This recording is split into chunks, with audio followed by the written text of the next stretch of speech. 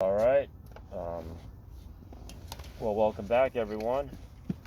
Today I'm going to be talking a little bit about the warrior archetype, the warrior archetype and the what I would call the warrior energy,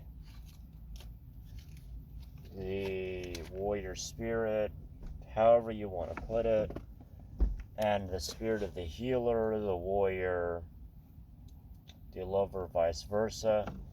So, yes, while these signs in and of themselves do correspond to certain aspects, in a way, the planets themselves are sort of the actions or the major quality, the actions placed upon the set of archetypes and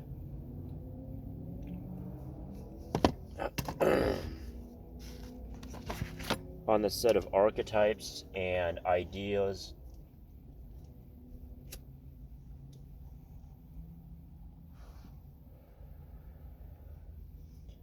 in the signs.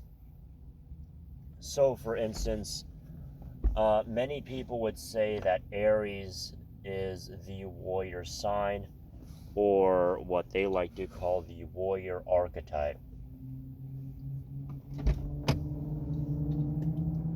Now, while that is true, that yes, Aries does correspond to the warrior in many ways, the other signs also can correspond to the warriors in many ways. And if you look at the fixed stars are, in a way, they are all encompassing of the constellation that they're in. So the fixed stars are completely different than the signs or the planets. So yes, many people will say that Algol is Scorpio, and Algol is not Scorpio, just as Antares isn't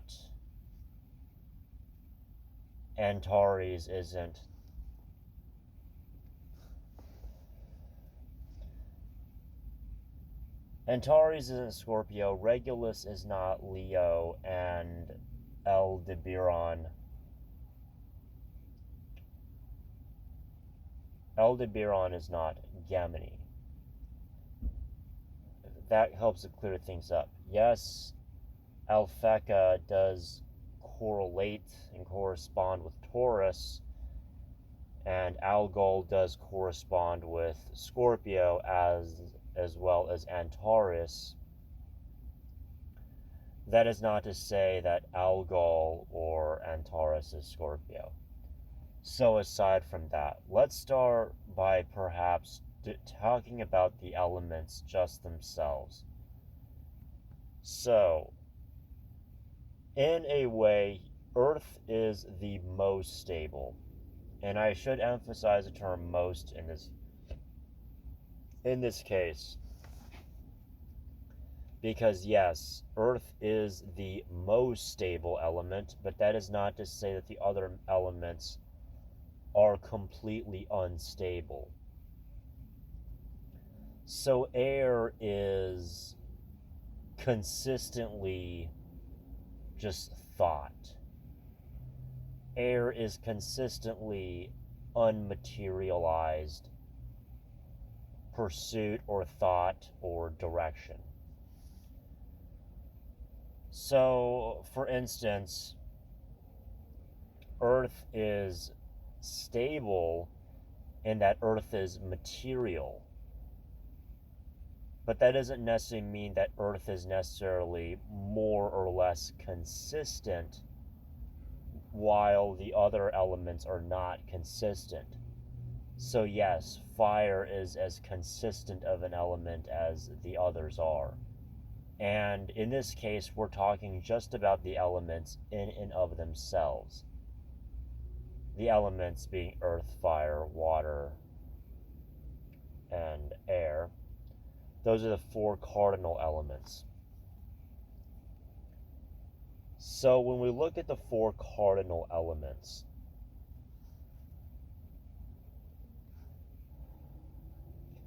fire in many ways does represent life, because fire needs the air and the earth to provide, to be a source of fuel. Without the air, without oxygen, the fire couldn't even start, and without oxygen, the fire will simply extinguish. Even in the case of, say, a contained fire, such as with, say, a firearm, a rifle, a gun, or that cartridge. So when the primer is struck, the powder inside will burn and the bullet will fire. That's because the explosion, the energy is already there and is simply is being sustained by whatever's already inside that propellant.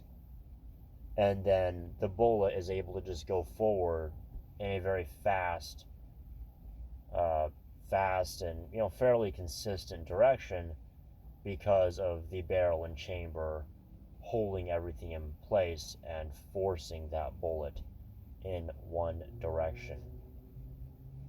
That's the short gist of it.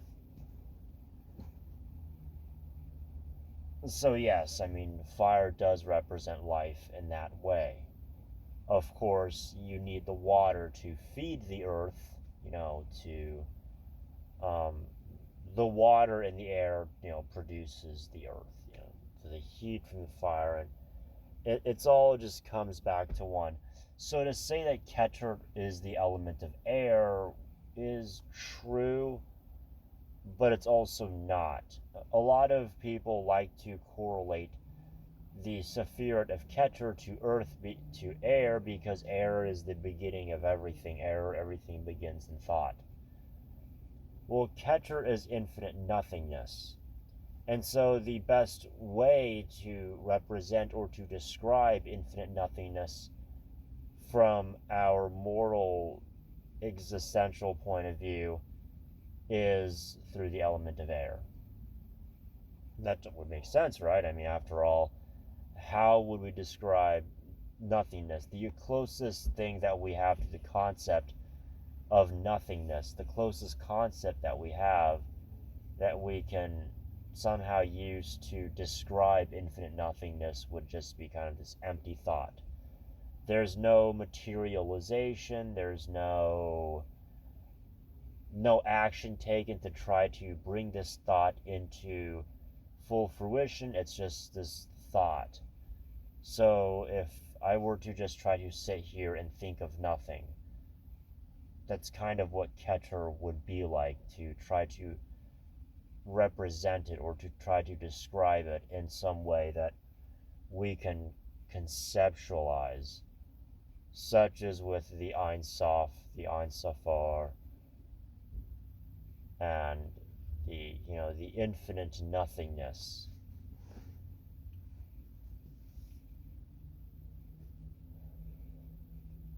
That'll be about it for this one. There'll be some more later on.